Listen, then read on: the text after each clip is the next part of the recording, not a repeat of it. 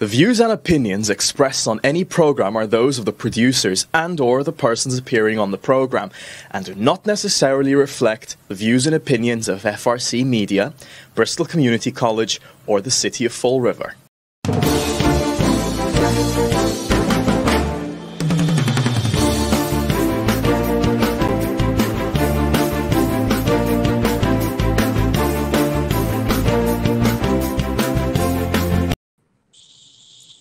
And we're back for one more show of the table topics.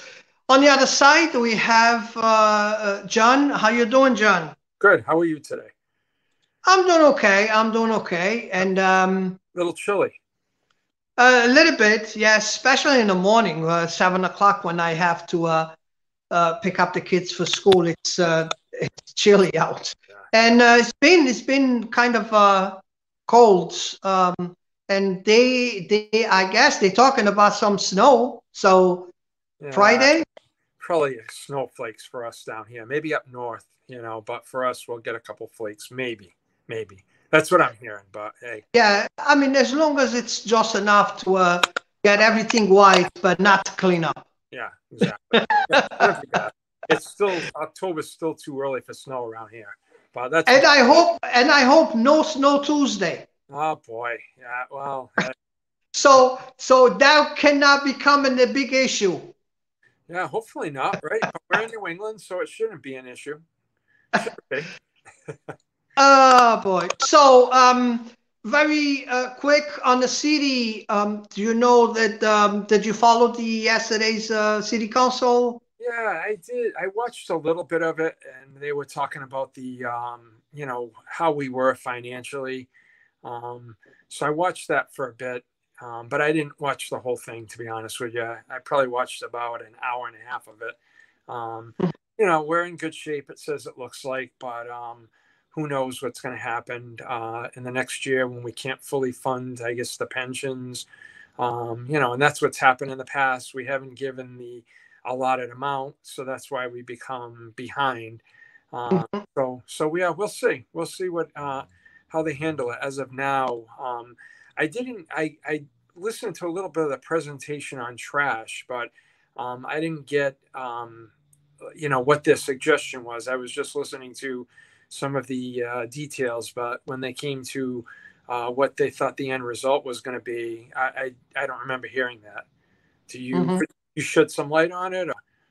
No, matter of fact, yesterday I watched a little bit. And because I had a scheduled meeting with some neighbors that having issues with traffic and stuff. So I was on Zoom with her for at least an hour and a half, so I didn't watch everything, but definitely I wanted to cover a couple of things from the agenda. On the other side, last week, the neighbors between Jenks, Flint, and Connie Street are having a lot of problems with traffic. It's cars with out-of-state plaques, blocking driveways. So a lot of activity with people that usually are not around from the neighborhood. Last week, I don't know if you remember, a couple of weeks ago, one of these neighbors sent to the city council a letter complaining about and the way she was treated by the police department when she called. Quequechan Street, right? Yes, Quequechan Street. Because I wanted to tap on that. So continue, but I just wanted to tap. Yes, and Connie Street. So we did had a good meeting last week with the police department, which detectives were there and the chief was there. So we did accomplish a lot there.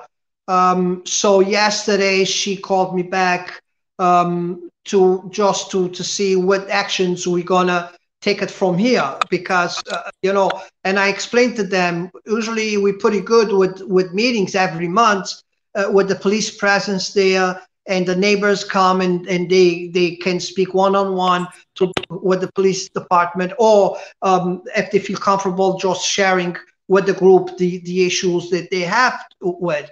So yesterday it was kind of, we went over what we're going to take from here. And today I had a Zoom meeting with a company that sells the cameras. They don't sell the cameras. They sell the watch. So they will install the cameras where we want the cameras, and they will have all the database. And if we report, okay, we're looking for a black truck Toyota between 8 and 9, they can take the data, give the data to us, and we present the data to the police department.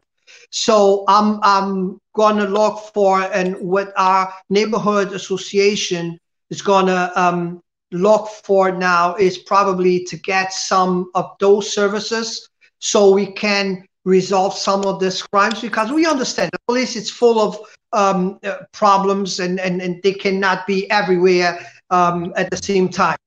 Yeah. We did purchase some cameras for the police department about 6 or 7 years ago, and I was told by the police department those cameras still active under the crimes investigations, so they are utilizing those cameras. But the city, it's too big, and it's not just on our neighborhood that we have problems with crime. So we probably don't even have a camera on our neighborhood. So Yeah. what we're looking for is to have actually cameras, vigilance in our neighborhoods, that we can say, okay, let's target this area. They will put the cameras out, and those cameras will be getting data, and so we can kind of work better with the police department and identify some of this crime. Yeah, no, that's good. What I wanted to tap on, because I did see that it was a meeting, I guess a public safety meeting, where the lady had went and kind of voiced their concerns. What I wanted to tap onto that is that this all goes back to the city with us not having rules for some things. Like we don't have a subdivision rule. That all comes into, the zoning board of appeals. They separated those 3 properties. So you have 3 separate properties, and, it doesn't look like there was a great definition of how this would work. So, you see that all the time, and people are like, oh, what's the big deal of separating these 3 properties that are all right together? This is one of the problems when you have that, you're dealing now with 3 separate landlords, whereas you would have dealt with one landlord and dealt with that. So, what I mean? I think so many of our problems in the city are that we don't follow rules, or we don't create rules to get out of our own way to help out the city. So I think if there would have been a way of that, when they broke that property up, to say, this is how this person gets in, this, so it's not going to interfere, or there won't be a problem, or to alleviate problems a little bit more. But to just kind of have it where somebody can go in and block the area, that creates a big problem, know? So I guess that comes back to our zoning. Exactly. And so the zoning was not on the meeting, but we did have the Glenn Holloway from the building inspectors, right? Yep. And we had Faust Fiori from the housing. Yeah. So those 2 head department, it's very important to deal with landlords, and one of the things that the police said was, this particular house, the police got called 21 times. Yeah. 21 times to the same house. Yeah. So and it was good that the landlord was there. Too. He doesn't live in the city, but he was there, and what the police department was able to tell him was, take this, don't put nobody there without a background check, on this person. And to tell you the truth, you don't want this kind of people living on your building. Yeah. For you to get 21 calls in 1 year to this apartment, this is people definitely that you don't want on your building. Yeah. So that's why some of this meetings are very productive. We can actually get results from, you know. No, and I mean, I'm talking about, I know what I'm talking about is not helping the situation now, but yes, everything that we do in this city interlocks. So if that would have been stopped in the beginning, let's say, what are the repercussions of, you know, dividing these three? The driveway goes in and it's an outlet for all three of the houses. That's going to create a problem. Instead of would there have been a way to put the driveway to the back house where nobody else could go into that driveway but that one house in the back, you know? And well, I've seen that before. They put a fence, like, and only a car can get in there to the back. You know what I mean? And you're talking about, we are fighting a big fight right now with 69R Alden Street, which is that project of 16 houses or condominiums. How they're going to fit 36 parking spaces and 16 buildings, okay, in the building, a factory area. That's what's seen there. It's between the soft loft apartments and the Canard Mills apartments, okay. Both of them, they already share the entry into the back parking lot. Together with the business, on Alden Street, they all share that easement, okay. And now they're going to put all this. They're gonna and the meeting's going to be on the 2nd, and that's what we're fighting. We want to make sure that this is not going to interrupt phase 4 of the bike path. Yeah. What is the meeting on November 2nd? What meeting? November? It's the Is it the zoning board? No, it's not. They already approved on zoning. I don't know how, but they passed zoning. Okay. Now it's the conservation. Okay. So on conservation, we have 3 big questions, you know, and issues. We have the issue that mill, that soil could very well be contaminated. Number 1 issue. Number 2 issue is if they allow this to go forward, will be no space for phase 4 of the bike path project. Yeah. Okay. Another big issue.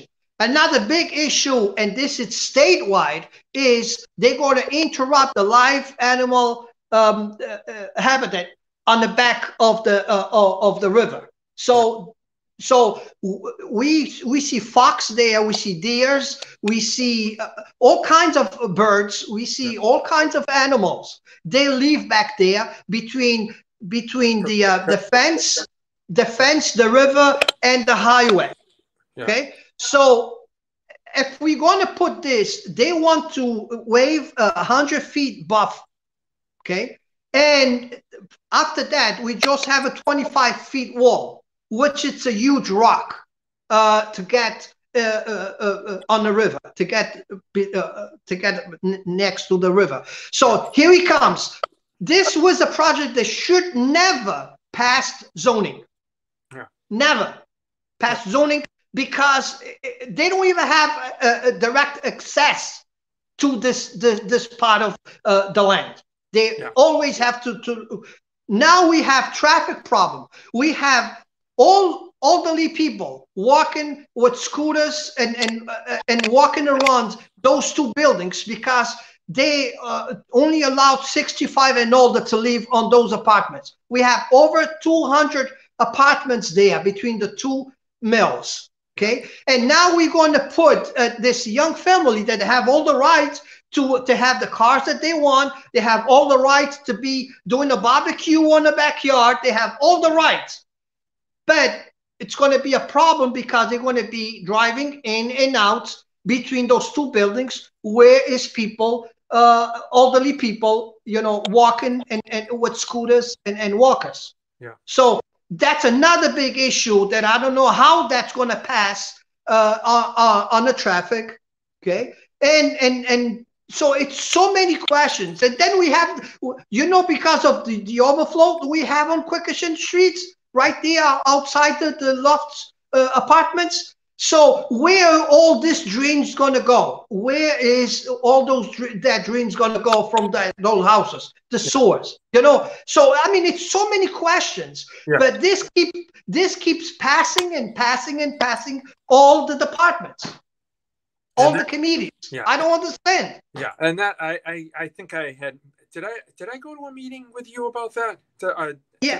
I think yeah, and I voiced my concerns too, because again, that's something that's going to be an issue probably 4 or 5 years down the road, and they're going to be looking for relief. Those apartment buildings where all the elderly live in, they're going to be looking for relief, and it's going to be the police and all these other departments scrambling to figure out a solution to something that should have never happened to begin with.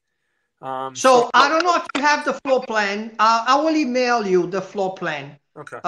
So you can take a look. Yeah. So the two buildings sitting on the back,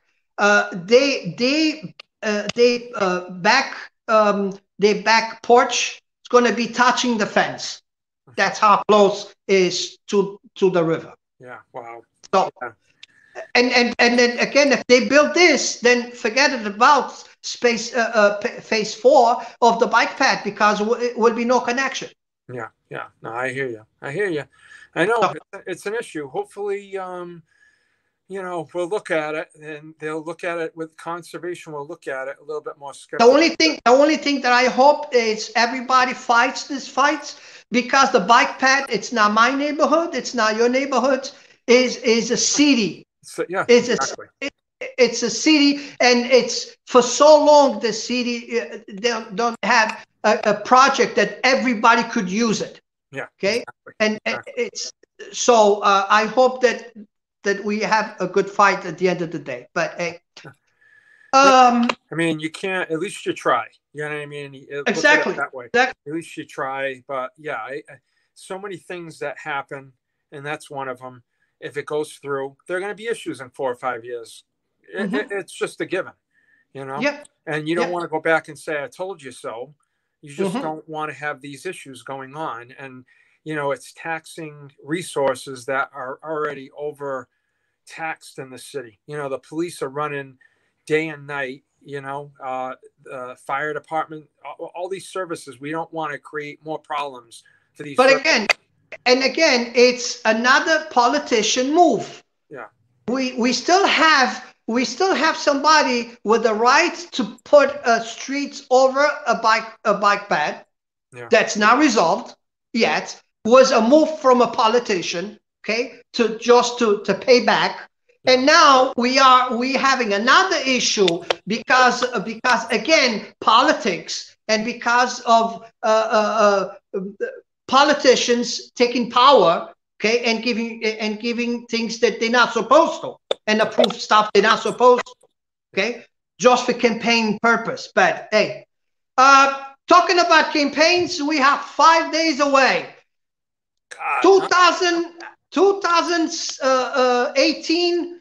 In 2018, we had 68 million people voting in the country. Oh wow!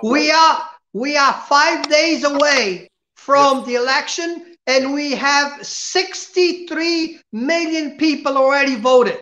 Wow, excellent. That's good. That's good. And they all are coming out to vote for Biden.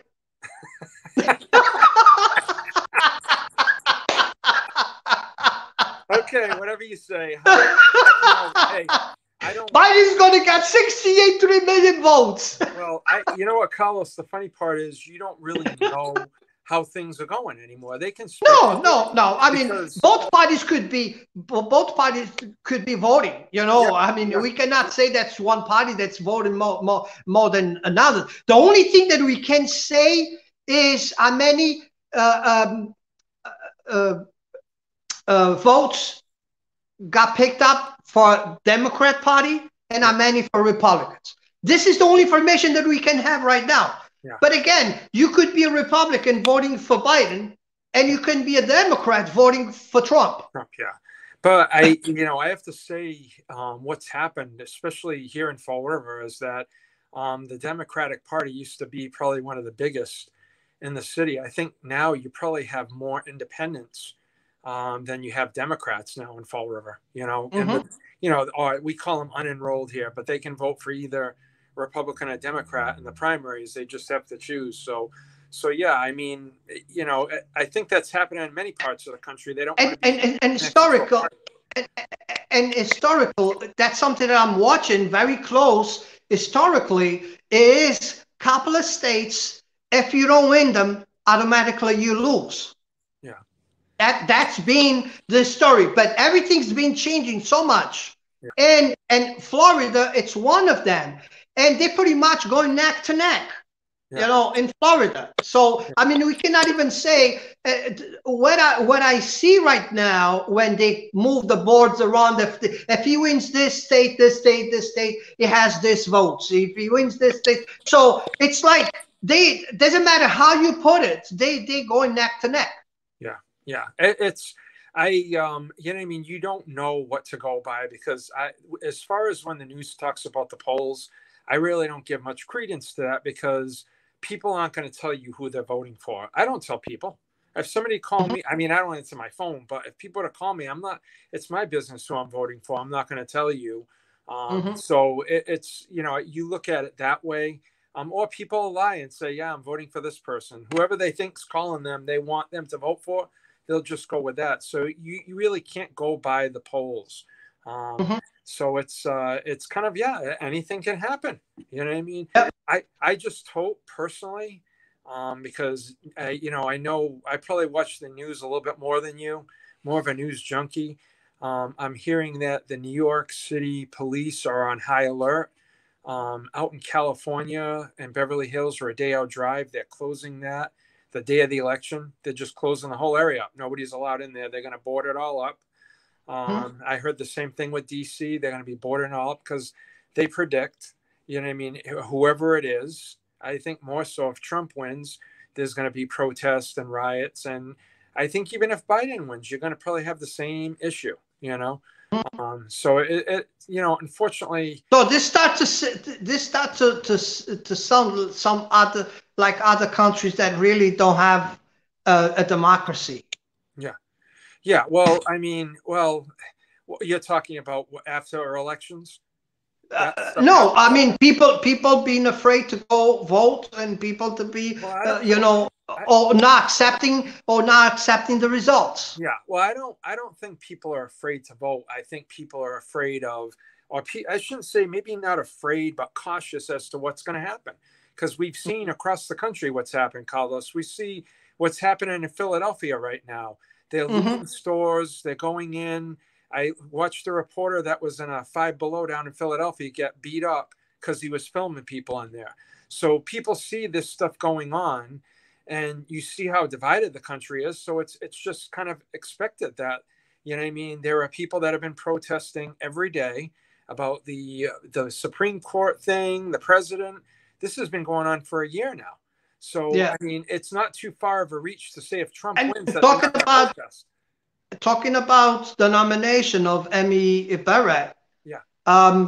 She's in, but they still don't have a plan for health care.